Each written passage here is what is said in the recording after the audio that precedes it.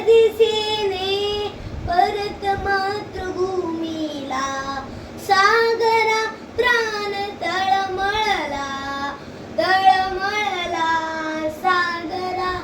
जेव्हा मला क्रांतिकारी कारवांमुळे भारतात येण्यास बंदी होती, तेव्हा मातृभूमीच्या आठवणीने व्याकुळ होऊन ही कविता मला लंडनच्या ब्रायटन समुद्री किनारे सुचली खरी, परंतु मला आठवते जेव्हा मी 11 वर्षाचा असताना स्वदेशी पटका ही कविता मी लिहिली होती. मला 1910 मध्ये शस्त्रास्त्र खरेदी व वितरण तसेच इंडिया हाऊस गटाशी संबंध इतर अनेक आरोपाखाली मला लंडनमध्ये अटक करण्यात आली.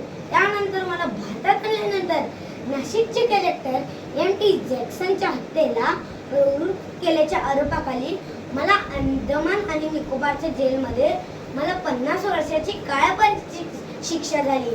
हे मातृभूमी, तुझ्यासाठी मरण ते जनन, तुझं विना जनन ते मरण.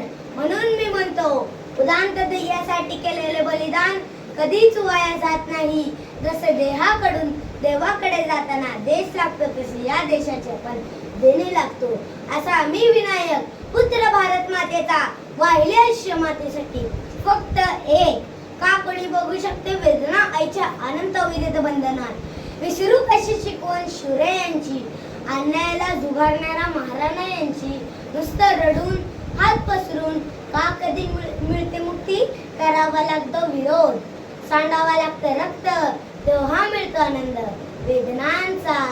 जखमाही वाटतात गोंधळ, वाहिले जन्म एकच, घडावी सेवा अनंत जन्मी.